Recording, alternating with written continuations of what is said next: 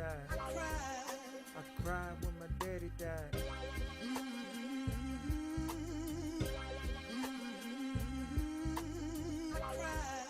I cried when my homies died. I cried when my homie died.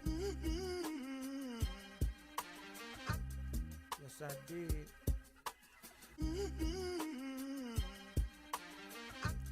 Yes, I did. Welcome to the channel. And this channel is based upon answering questions that may mystify people's minds. And all the thing I'm is offering is a point of view from my studies and my research. Today's topic is one of those type of topics that people always bring about when they question the existence of the Creator, the higher power, God, Yahweh, and by many other names and attributes people describe this creative being. Some people have taken the route mentally that there is no such thing as this higher being on account of situations that have happened to them in their lives. And some people just, it's because of the way that they think, and they say it doesn't make no sense. I have heard people tell me, if I can't see it, touch it, taste it, if it's not tangible, it's not real to them, And with me, I be thinking, I really don't never say anything to them, but I be thinking, the teachers teach that, without faith, it's impossible, to have like a real understanding of what's going on this planet while we're here. So the topic is, if God exists, why do bad things happen to people? Why do people die young? Why do babies die? Why there's wars? Why do people get raped? Why, anything that you can think of that you feel like the Creator should have not allowed it to happen. This is a possible answer to your question. See, first of all, the religious leaders in many sects, maybe 95, 99% of these different denominations, may they be in Christianity, Buddhism, Islam, Jadeism, whatever it may be on the Toltecs, a lot of people have not been informed properly about the teachings that they have embraced. So say like from the people that have their faith in the Bible, many of the teachers don't tell them that the Bible is not just a literal examination of particular things that have been mentioned. So people read it and they take everything literal. They don't see the metaphor, they don't see the symbolism, they don't see the spiritual perspective. So their minds, they're stuck. I explained it to people, it's kind of like you're trying to do geometry and you only know basic arithmetic or the basics. You're in preschool and you're trying to do a higher form of studying. And a lot of times things come to us as we mature and with experience. And that's how our lives have been constructed. Some people so often they can speed past certain perspectives because they don't quote on. Some teachings from different religious sects or spiritual sects say that those people have been here before. I can't say nay or yay on that. Maybe in the future I'll speak on, the reincarnation thing. But hopefully this information gives you some clarity. First of all, to answer that question, you got to realize that this place that we are at is not just a vacation spot, not just a place that's breeding human beings so human beings can do whatever they want to do. This is a construct. I know you may have heard that before in the Matrix and other movies and things, but this is what they identify as a holographic universe.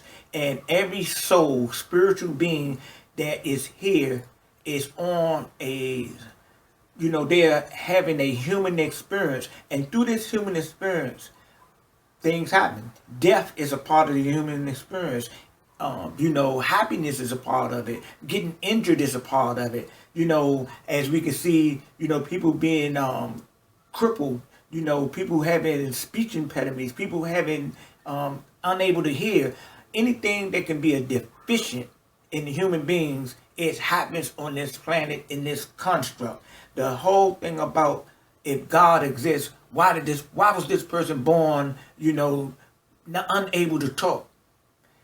Some of these things come about, but all of them come about so that intervention can come in, improve the existence of the Most High. But a lot of times people do not go that particular route. They go another route, and then they become complacent in their in the culture, and started moving on, started their adapting, and stopped looking for that remedy of whatever deficiency they may have that's going on with them. So they say, well, this person got killed. God could have stepped in, but every man got a day. Every woman got a day. Death is not a bad thing. Death is only a bad thing when you don't comprehend death. Everybody must transition. This is not a place that we're going to stay here forever and paradise going to manifest for us here on this level. You can have a certain type of paradise, and it's not necessarily dealing with financial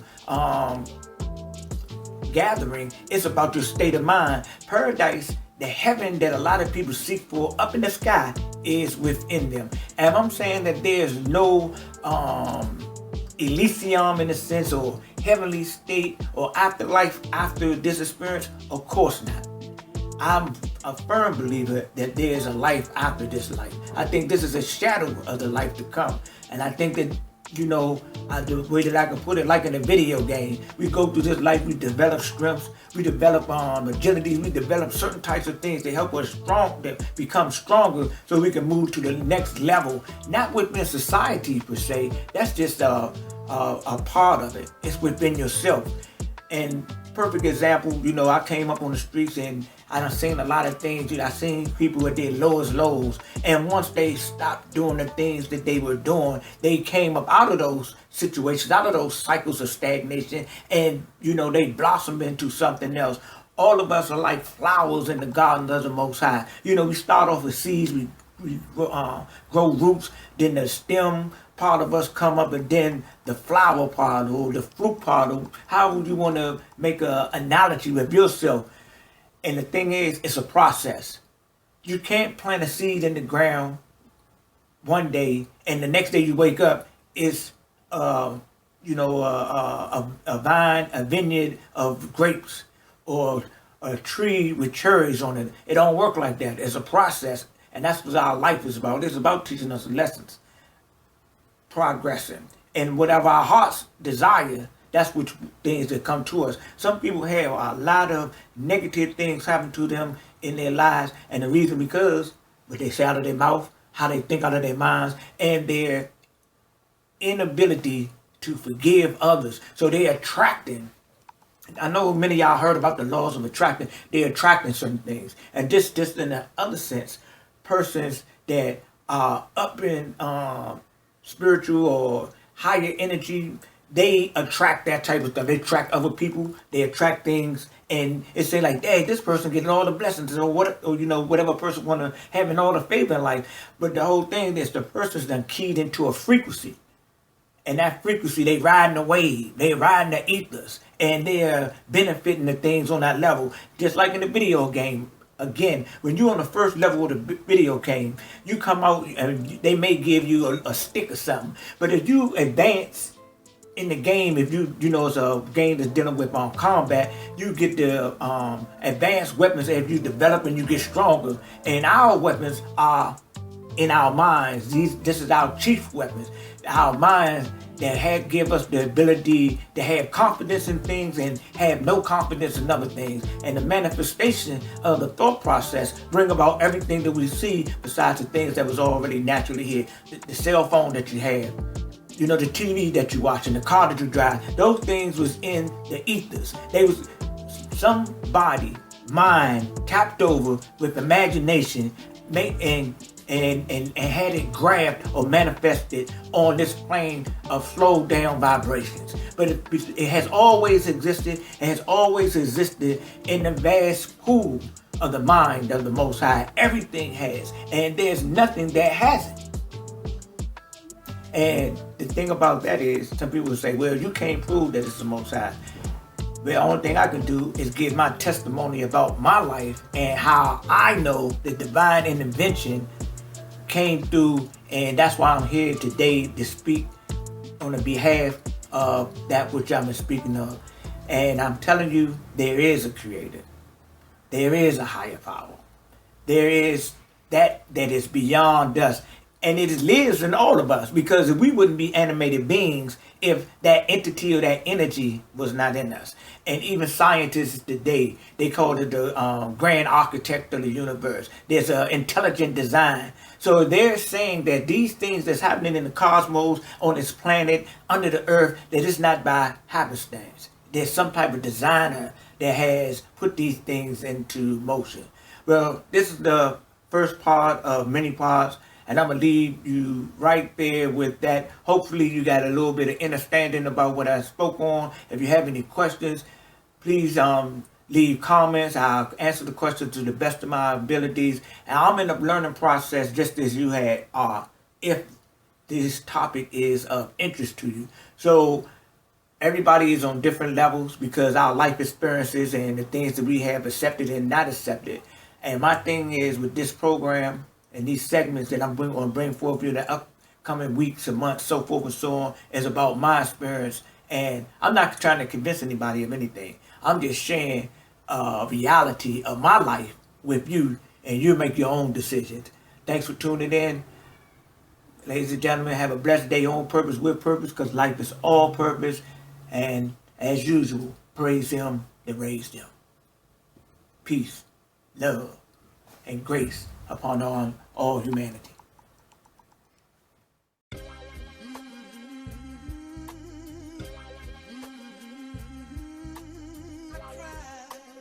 cried when my mama died. I cried when my daddy died.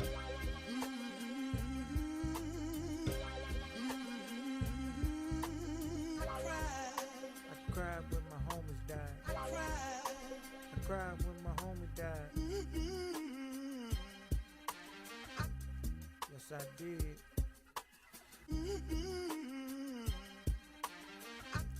Yes, I did.